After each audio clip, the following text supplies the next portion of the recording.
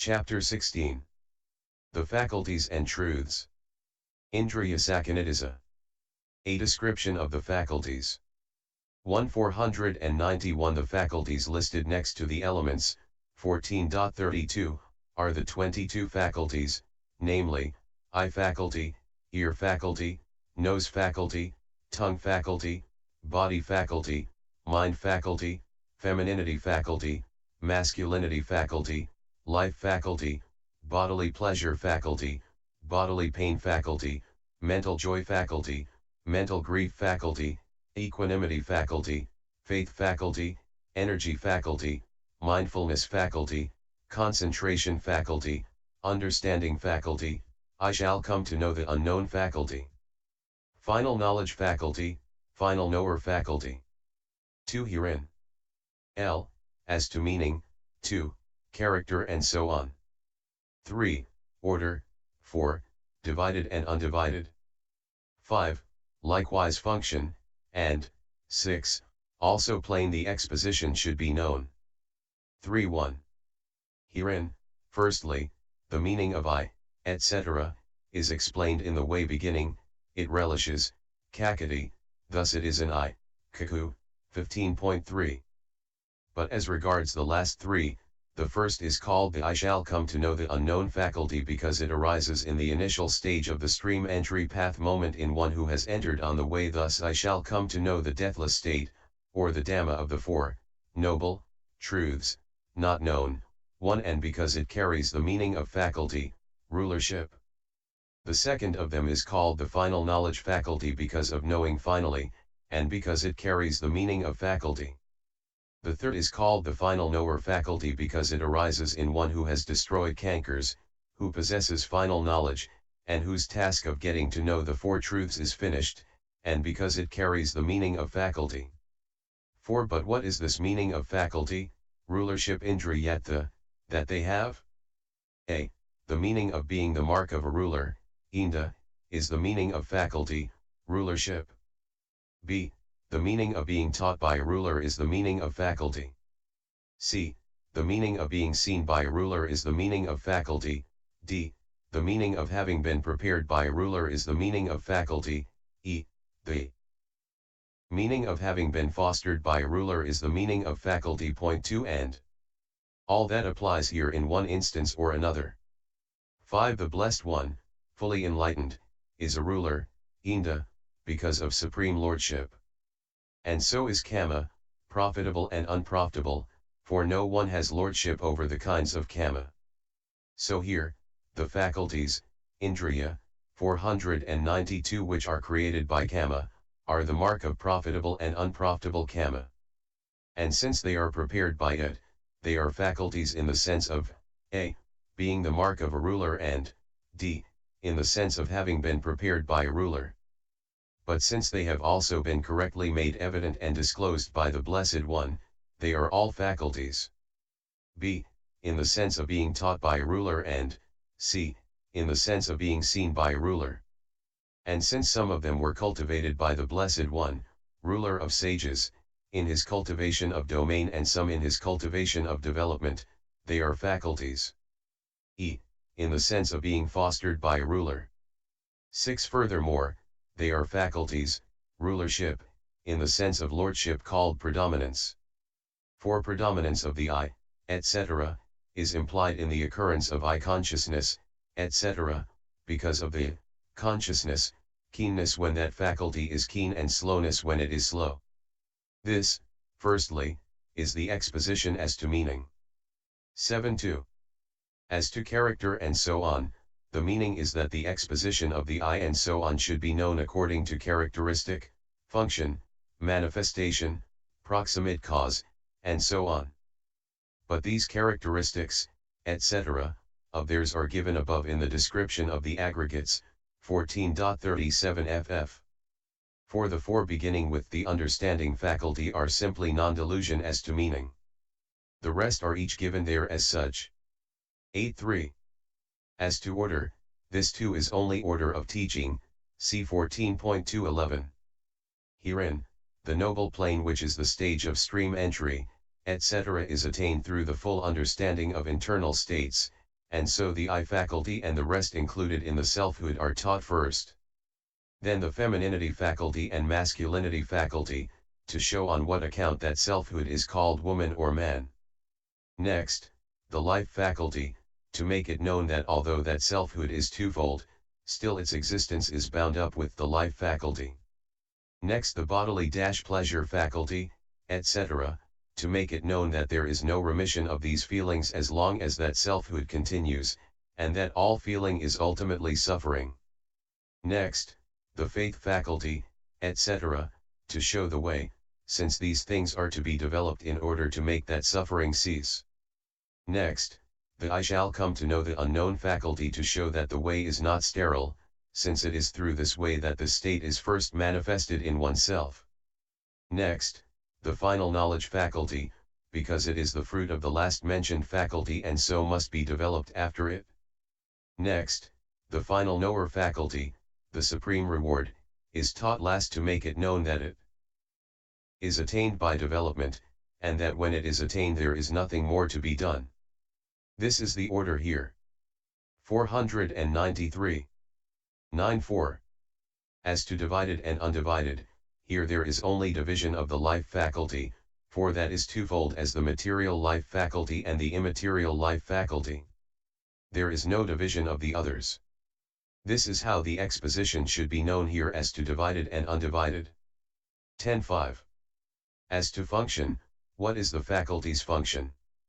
Firstly, because of the words the I base is a condition, as faculty condition, for the I consciousness element and for the states associated therewith, Pa 1.5, the I faculty's function is to cause by its own keenness, slowness, etc., the occurrence of I consciousness and associated states, etc., in a mode parallel to its own three which is called their keenness, slowness, etc., this function being accomplishable through the state of faculty condition. So too in the case of the ear, nose, tongue, and body. But the function of the mind faculty is to make connascent states subject to its own mastery. That of the life faculty is to maintain connascent states. That of the femininity faculty and the masculinity faculty is to allot the modes of the mark, sign, work, and ways of women and men. That of the faculties of pleasure, pain, joy, and grief is to govern connascent states and impart their own particular mode of grossness to those states. That of the equanimity faculty is to impart to them the mode of quiet, superiority and neutrality. That of the faculties of faith, etc., is to overcome opposition and to impart to associated states the mode of confidence and so on. That of the I shall come to know the unknown faculty is both to abandon three fetters and to confront associated states with the abandonment of them. That of the final knowledge faculty is both to attenuate and abandon respectively lust, ill will, etc., and to subject connascent states to its own mastery. That of the final knower faculty is both to abandon endeavor in all functions and to condition associated states by confronting them with the deathless. This is how the exposition should be known here as to function. 11.6. As to plane, the faculties of eye, ear, nose, tongue, body, femininity, masculinity, pleasure, pain, and grief are of the sense sphere only. The mind faculty, life faculty, and equanimity faculty, and the faculties of faith, energy, mindfulness, concentration, and understanding are included in the four planes. The joy faculty is included in three planes, namely, sense sphere, fine material sphere, and supramundane. The last three are supramundane only. This is how the exposition should be known here as to plane. The monk who knows the urgent need to keep the faculties restrained by fully understanding them will make an end of suffering. 12. This is the section of the detailed explanation dealing with the faculties. B. Description of the truths. 13. 494. The truths next to that, 14.32, are the Four Noble Truths, that is to say, the noble truth of suffering, the noble truth of the origin of suffering, the noble truth of the cessation of suffering, the noble truth of the way leading to the cessation of suffering. 14. Herein. 1. As to class, and 2. Derivation. 3. Division by character, etc. 4. As to meaning, 5. Tracing out meaning, and likewise, 6. Neither less nor more. 7. As to order, 8. As to expounding birth and so on, 9. Knowledge's function. 10. As to division of the content. 11. As to a simile, and 12. Tetrad. 13. As to void, 14. Single fold and so on. 15. Similar and dissimilar, thus should be known the exposition by those who know the teaching's order. 15.1. Herein, as to class, the meanings of the truths of suffering, etc., are analyzed as four in each case that are real, not unreal, not otherwise, SV 435, and must be penetrated by those penetrating suffering, etc., according as it is said, suffering's meaning of oppressing, meaning of being formed, meaning of burning, meaning of changing, these are suffering's four meanings of suffering, which are real, not unreal, not otherwise. Origin's meaning of accumulating, meaning of source, meaning of bondage, meaning of impeding. Cessation's meaning of escape, meaning of seclusion, meaning of being unformed, meaning of deathlessness. The path's meaning of outlet, meaning of cause, meaning of seeing, meaning of predominance, these are the path's meanings of path, which are real, not unreal, not otherwise, Payas 2 104, cf. Payas I 19. Likewise, suffering's meaning of oppressing, meaning of being formed, meaning of burning, meaning of change, are its meaning of penetration to, cf. Payas I 118, and so on. So suffering, etc., should be understood according to the four meanings analyzed in each case. 16.2. As to derivation, 3.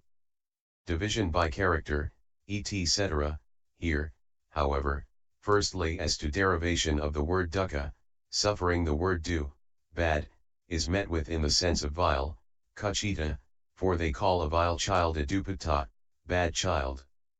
The word kam, ness, however, is met with in the sense of empty, tucha, for they call empty space kam. And the first truth is vile because it is the haunt of many dangers, and it is empty because it is devoid of the lastingness, beauty, pleasure, and self-conceived by rash people. So it is called dukkha, badness equals suffering, pain, because of vileness and emptiness. 495. 17. Samudaya, origin, the word sam, equals prefix con dash, denotes connection, as in the word samagama, concourse, coming together, samita, congregated, gone together, and so on. The word u denotes rising up, as in the words uppana, arisen, uprisen, udita, ascended, gone up, and so on. The word ayafor denotes a reason, karao. And this second truth is the reason for the arising of suffering when combined with the remaining conditions. So it is called dukkha samudaya, the origin of suffering, because it is the reason in combination for the arising of suffering. 18. Nara, cessation, the word ni denotes absence, and the word radha, a prison. 5. Now, the third truth is void of all destinies by rebirth, and so there is no constraint, radha, of suffering here reckoned as the prison of the round of rebirths, or when that cessation has been arrived at, there is no more constraint of suffering reckoned as the prison of the round of rebirths. And being the opposite of that prison, it is called dukkhanara, cessation of suffering. Or alternatively, it is called cessation of suffering because it is a condition for the cessation of suffering consisting in non-arising.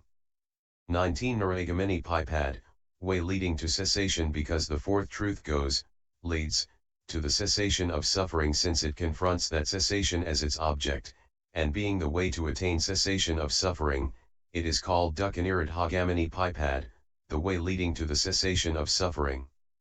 20. They are called noble truths because the noble ones, the Buddhas, etc., penetrate them, according as it is said, Bhikkhus, there are these four noble truths. What for? These, Bhikkhus, are the four noble truths, SV 425. The noble ones penetrate them, therefore they are called noble truths.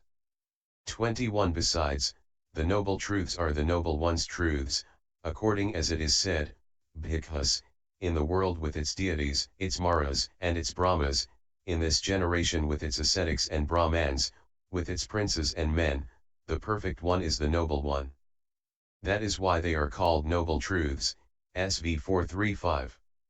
Or alternatively, they are called noble truths because of the nobleness implied by their discovery, according as it is said, Bhikkhus, it is owing to the correct discovery of these four noble truths that the perfect one is called accomplished, fully enlightened, SV 433. 22. Besides, the noble truths are the truths that are noble. To be noble is to be not unreal, the meaning is, not deceptive, according as it is said, Bhikkhus, these four noble truths are real, not unreal, not otherwise. That is why they are called noble truths, SV 435. This is how the exposition should be known here as to derivation. 23.3. How as to division by character, etc. The truth of suffering has the characteristic of afflicting. 496. Its function is to burn. It is manifested as occurrence, as the course of an existence. The truth of origin has the characteristic of producing. Its function is to prevent interruption. It is manifested as impediment. The truth of cessation has the characteristic of peace. Its function is not to die. It is manifested as the signless. 6. The truth of the path has the characteristic of an outlet. Its function is to abandon defilements. It is manifested as emergence. They have, moreover, the respective characteristics of occurrence, making occur, non-occurrence, and making not occur, and likewise the characteristics of the formed, craving, the unformed, and seeing. This is how the exposition should be understood here as to characteristic, etc. 24.4. As to meaning, 5. Tracing out the meaning, as to meaning. Firstly, what is the meaning of truth, Sakatha? It is that which, for those who examine it with the eye of understanding, is not misleading like an illusion, deceptive like a mirage, or undiscoverable like the self of the sectarians, but is rather the domain of noble knowledge as the real unmisleading actual state with its aspects of affliction, production, quiet, and outlet. It is this real unmisleading actualness that should be understood as the meaning of truth, just as heat is the characteristic of fire, and just as it is in the nature of the world that things are subject to birth, aging and death, according as it is said, Bhikkhus, this suffering is real, not unreal, not otherwise, SV 430, and so on, in detail. 25. Furthermore, there is no pain but is affliction. And naught that is not pain afflicts. This certainty that it afflicts is what is reckoned here as truth. No other source of pain than craving. Nor aught that source provides but pain. This certainty in causing pain is why it is considered truth. There is no peace except nibbana. Nibbana cannot but be peace. This certainty that it is peace is what is reckoned here as truth. No outlet other than the path. Nor fails the path to be the outlet. Its status as the very outlet has made it recognized as truth. This real infallibility, which is their true essential core, is what the wise declare to be truth's meaning common to all four. This is how the exposition should be understood as to meaning. 26.5. How as to tracing out the meaning. This word truth, Sakha, is met with in various meanings. In such passages as let him speak truth and not be angry, DHP 224, it is verbal truth. In such passages as ascetics and Brahmans base themselves on truth, it is the truth of abstinence from lying. In such passages as 497, why do they declare diverse truths, the clever talkers that hold forth. SN 885, it is truth as views. And in such passages as truth is one, there is no second, SN 884, it is, as truth in the ultimate sense, both nibbana and the path. In such passages as of the Four Truths how many are profitable? Vibite 112, Pais 2 108, it is noble truth. And here too it is proper as noble truth. This is how the exposition should be understood as to tracing out the meaning. 27.6. As to neither less nor more, but why are exactly four noble truths stated, neither less nor more? Because no other exists and because none can be eliminated.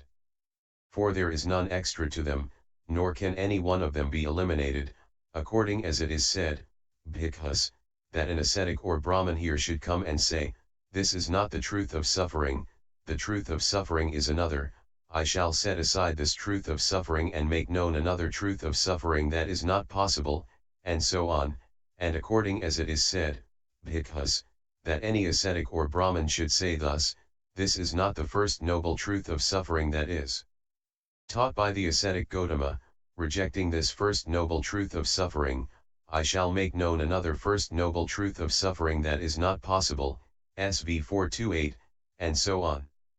28. Furthermore, when announcing occurrence, that is, the process of existence, the Blessed One announced it with a cause, and he announced non-occurrence as having a means thereto.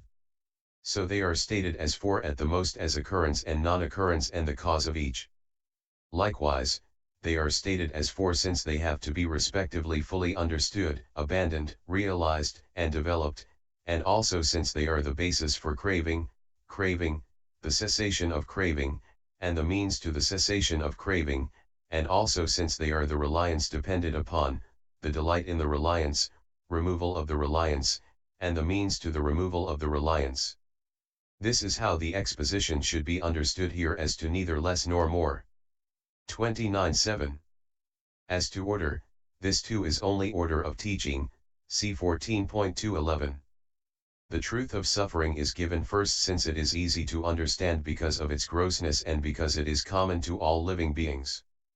The truth of origin is given next to show its cause.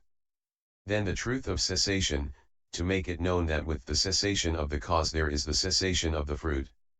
The truth of the path comes last to show the means to achieve that. 498.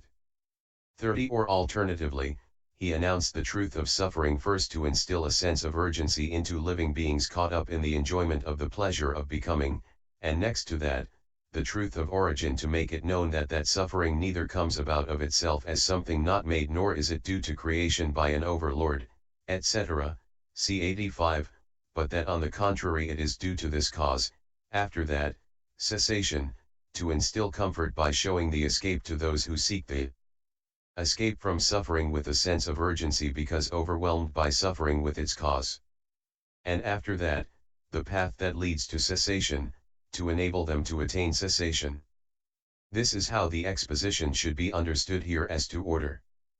31.8.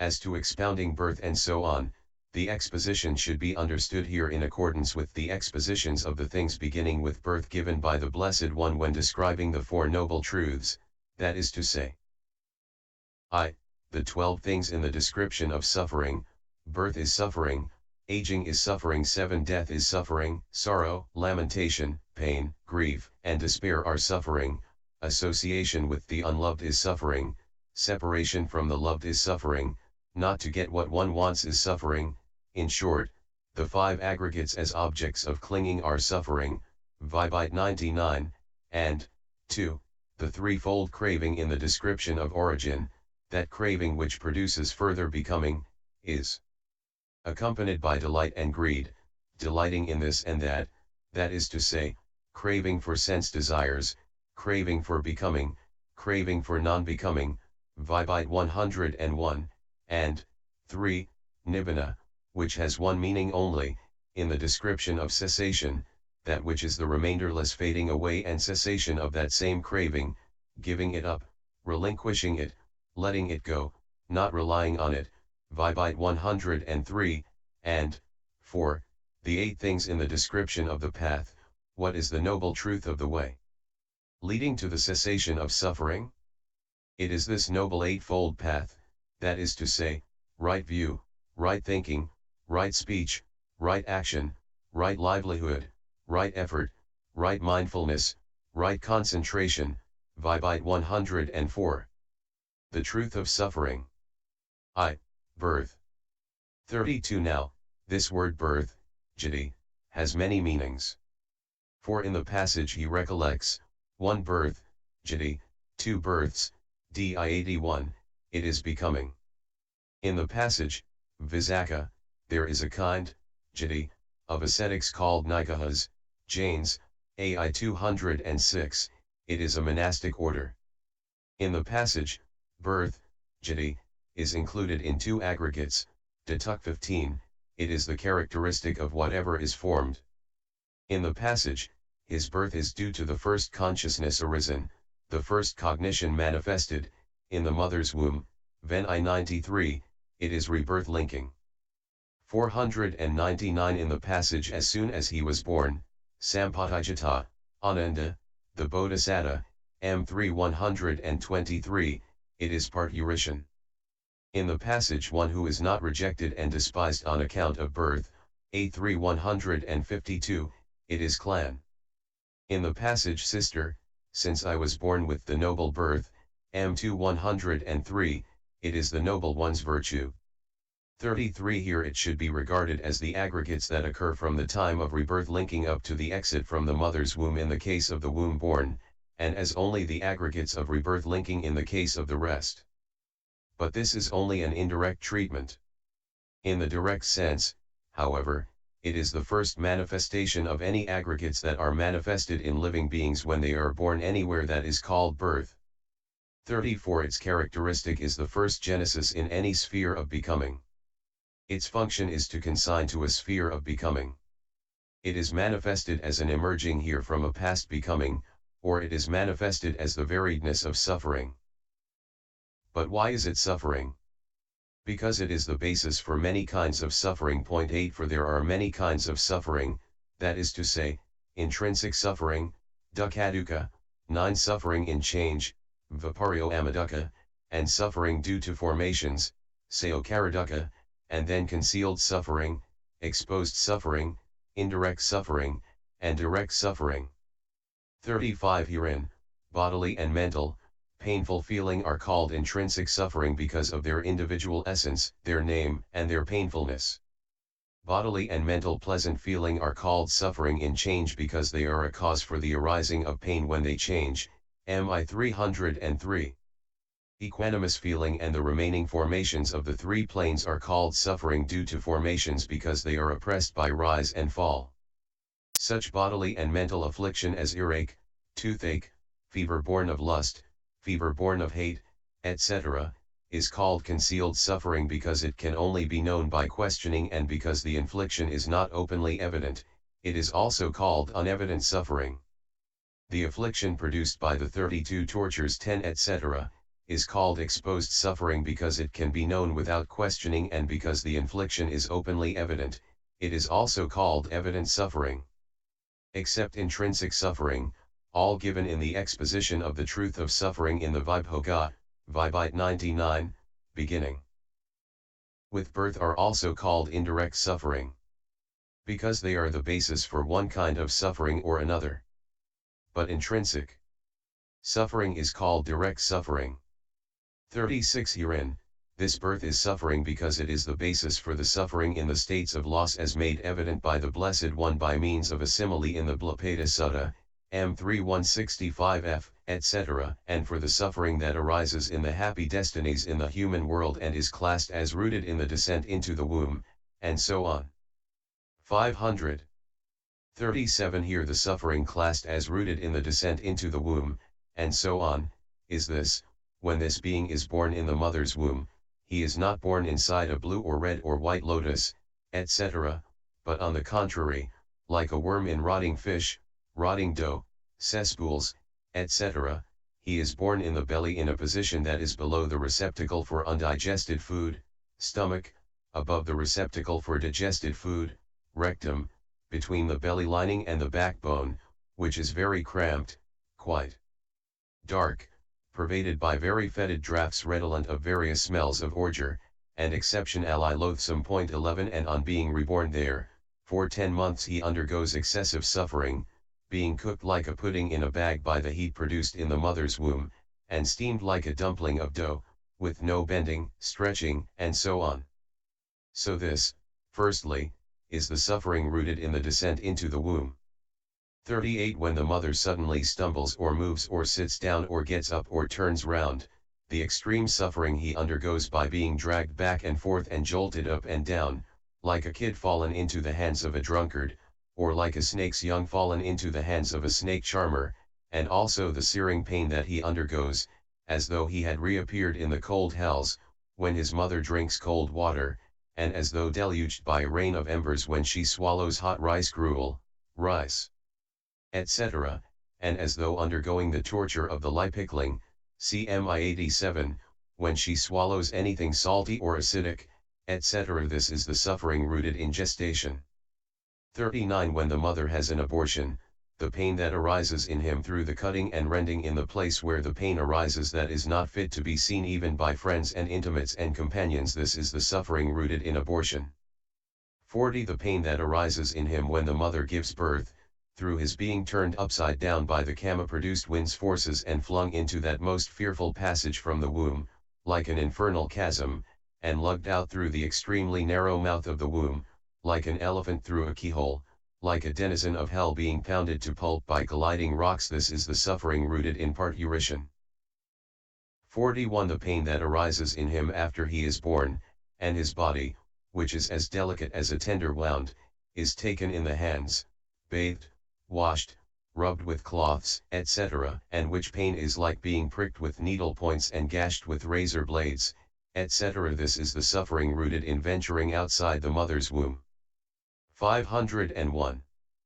42 The pain that arises afterwards during the course of existence in one who punishes himself, in one who devotes himself to the practice of mortification and austerity according to the vows of the naked ascetics, in one who starves through anger, and in one who hangs himself. This is the suffering rooted in self-violence. 43 And that arising in one who undergoes flogging, imprisonment, etc., at the hands of others is the suffering rooted in others' violence. So this birth is the basis for all this suffering. Hence this is said. Now, were no being born in hell again. The pain unbearable of scorching fires. And all the rest would then no footing gain. Therefore the sage pronounced that birth is pain. Many the sorts of pain that beasts endure, when they are flogged with whips and sticks and goads. Since birth among them does this pain procure. Birth there is pain, the consequence is sure. While ghosts know pain in great variety. Through hunger, thirst, wind, sun, and what not too. None, unless born there, knows this misery. So birth the sage declares this pain to be. In the world interspace, where demons dwell. In searing cold and in spissated gloom. Is pain requiring birth there for its spell. So with the birth the pain ensues as well. The horrible torment a being feels on coming out. When he has spent long months shut up inside the mother's womb, a hellish tomb of excrement would never come about without rebirth. That birth is pain, there is no room for doubt. But why elaborate?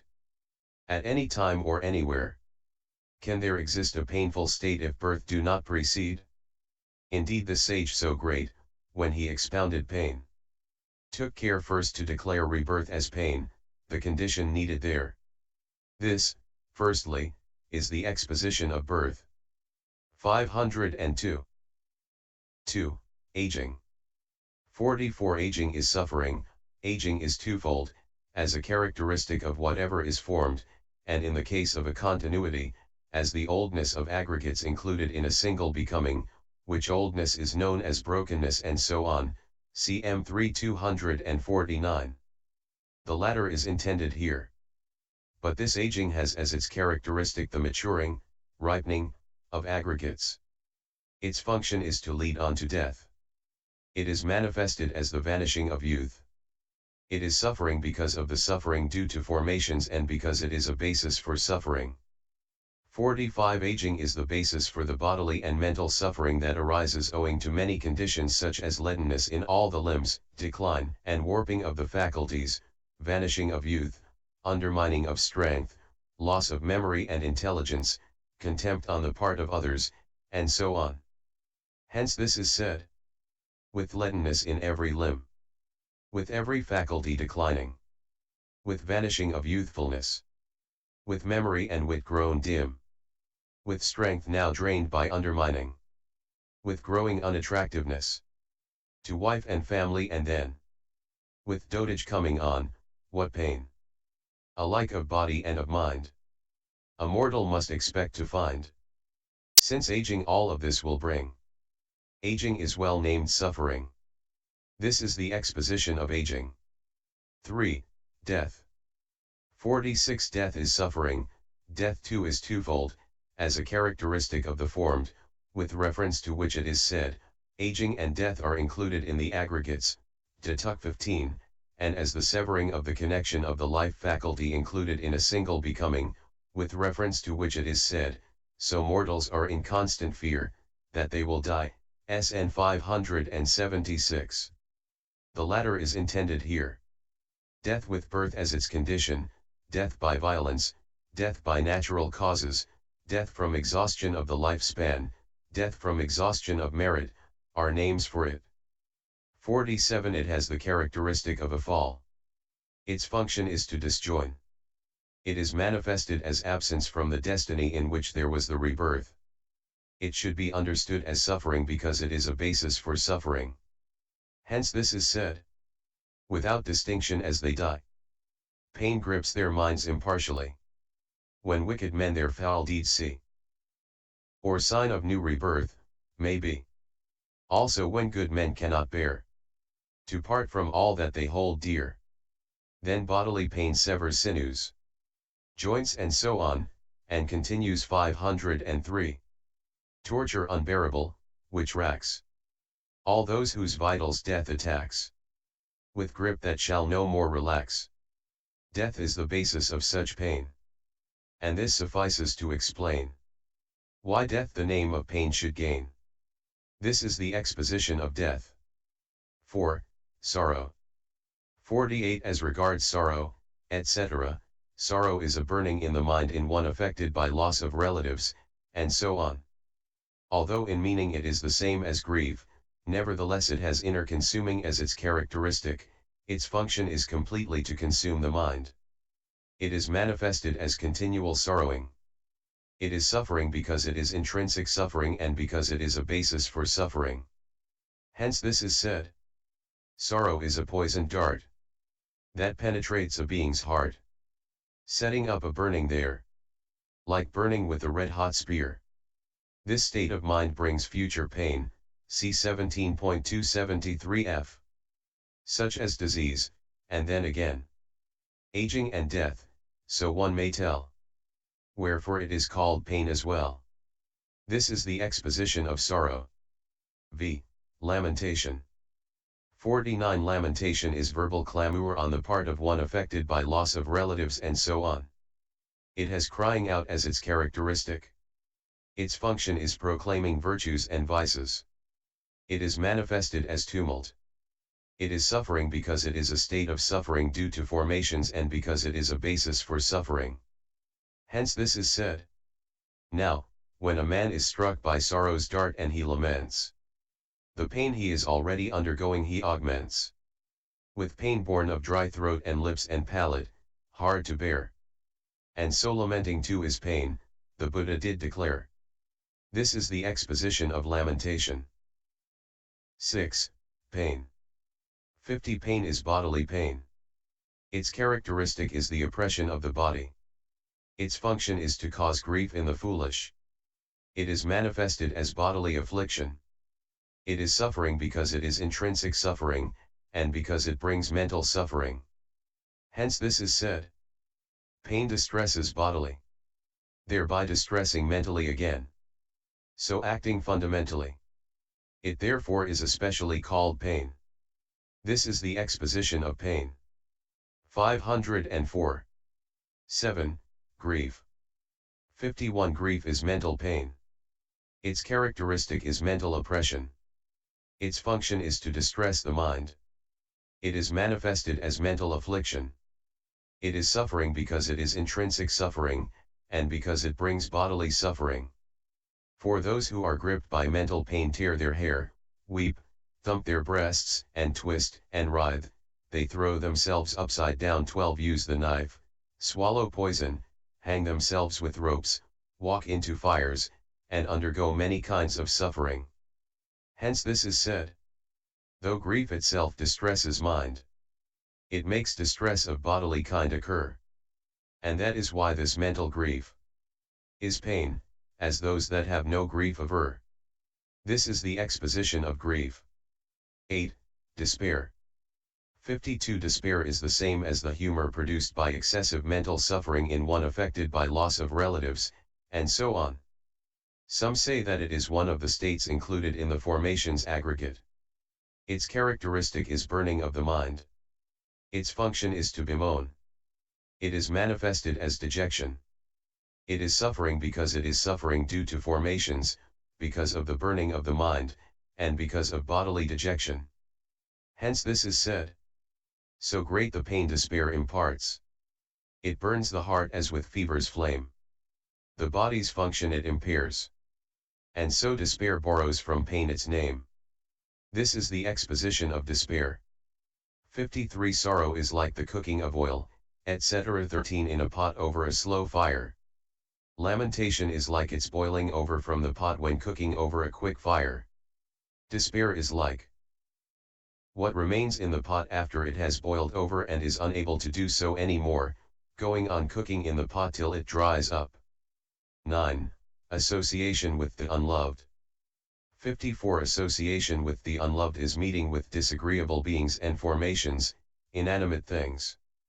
Its characteristic is association with the undesirable. Its function is to distress the mind.